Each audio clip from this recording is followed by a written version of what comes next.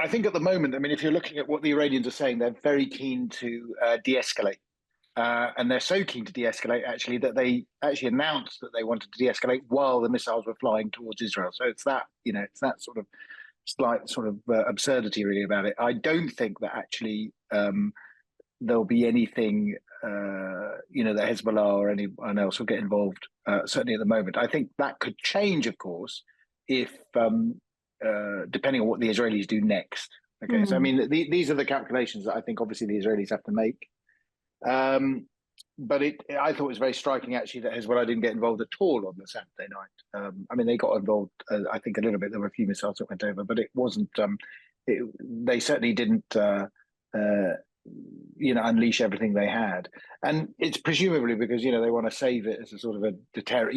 It's that deterrence factor, and it's this idea that the threat in some ways is better than actually doing it, if I can put it that way. The threat of doing it will always keep people a little bit on edge. I don't see the Iranians using a nuclear device, by the way. I mean, I think the question mark here with the Iranians is first of all, what sort of weaponry they have. I mean, one of the things that I think come over, I mean, people aren't talking about it enough, but is the fact that actually their missile technology was probably not as sophisticated as people thought it might be. Now, the Iranians are arguing, we all used our second-rate equipment or whatever, and we didn't use any of it. Well, yeah, okay, but I mean, it's not at all clear. If you're planning, what was the point of the attack if you're just going to use second-rate material? It seems to me that basically this is a very sort of post-facto explanation of why they didn't really succeed. I mean, at the moment, the reason I say that is because in Iran, if you look at the propaganda within the country, they're talking about 50 to 70% hit rates, and we've done a huge amount of damage, and this, that, the other. None of this is obviously validated by what's happened on the ground. So they're having to justify why the attack, which is being mocked, I have to say, around the Arab world, why the attack didn't do as well as they were claiming it might do. And of course, they're saying, well, it's because we use second-rate equipment and this, that, and the other. So of course, in order to maintain the deterrence, they have to maintain the threat. Oh, we've got another secret weapon that we might use. Okay, fine. But at the moment, there's no indication that they have this sort of secret weapon. There's no indication, by the way, that they've tested any nuclear device or anything like that. I mean, we would know if they tested a nuclear device, to be honest.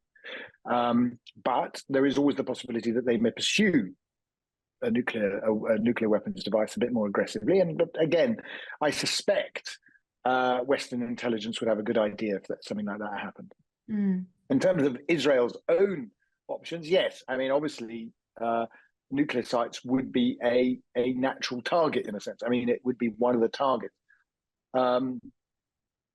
It's not that actually the Israelis have not disrupted the nuclear program before in other different ways, but obviously a straight out missile strike would be ratcheting up the tension a little bit more. But I think Israel has a lot of other choice of targets if it chose to go now. And I'm certainly of the inclination or the sense that I think that the Israelis will probably take their time. And the reason I say that is because it's much better to put Iran on edge and wallow a little bit, I have to say, in the fact that the Iranians have handed the Israelis something of a narrative win here. Up until now, Netanyahu's government was coming out of very, very severe pressure for its complete mishandling, really, of Gaza.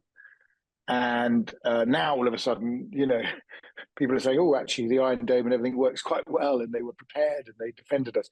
And he's obviously been able to deflect the attention elsewhere onto Iran. So if I was, and obviously I'm not, but if I was, I sort of be basking in that a little bit longer.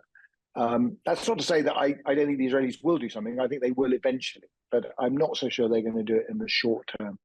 My sense is the Israelis will directly hit Iranian soil. I mean, if they're going to do something, they're not going to go for proxy, right? Okay. Because they have to respond in a way that is, I wouldn't want to say equivalent, but has some sort of, it would be seen by their own public, and also, to be honest, the government there, which is quite hawkish, obviously, as an appropriate response. But again, in many ways, I think they're not really there should be no haste in doing anything, and they should very carefully weigh up what they're doing and what the consequences would be. The last thing you want to do is, to lose the narrative advantage that you have. their sort of proxies are basically saying, well, where are you? You know, we're not going to fight to the last Arab. You know, you guys need to come and step up to the plate and do something. And I think that's what happened. But I think you're right on that they've been much more effective in a sort of a longer term attritional conflict with the Israelis, in which they maintain the threat and they maintain the threat of their proxies on the borders, and you know, obviously with Islamic Jihad and Hamas and others and the other terrorist groups. Whereas getting involved themselves is more problematic, and they're limited, obviously, and they're limited as we've seen by what happened. You know, they have to send these fairly sort of sluggish drones, you know, that take 7 hours to get to the target. It's not exactly a sort of I don't think it's a very effective way of dealing with Israel, as we saw. And their missiles were not. You know, I mean, if you judge by what the Pentagon's been talking about, is that 50% of the missiles either barely managed to get off the platform or fell short. So again, it doesn't say to me that they've got the sort of capacity to deal with this in a particularly effective way.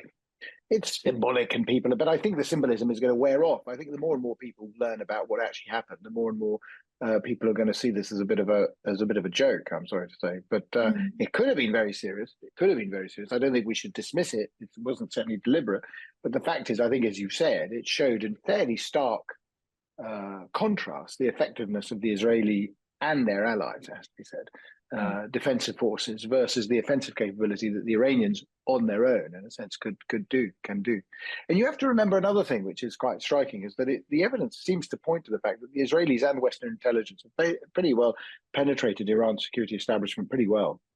I mean, they've got a lot of intelligence, and you know, one of the aspects about whether the Iranians told the West about the attack 72 hours ahead of time. You know, and the Americans have obviously denied this. Well, but you know, both of these things, in a sense, could be true, because what is basically seems to have happened is the Americans and the U.S. and Western intelligence had a good heads up on the fact that an attack was coming. They probably didn't know the exact timing, but they probably did that through intelligence gathering, not because the Iranians told them, but because the Iranians are leaking. I mean, that's the problem. And I think that's a much, much more serious worry for the Iranians going forward, actually, is that they realize that actually much of their security establishment, their security network, has been penetrated by the Israelis and others.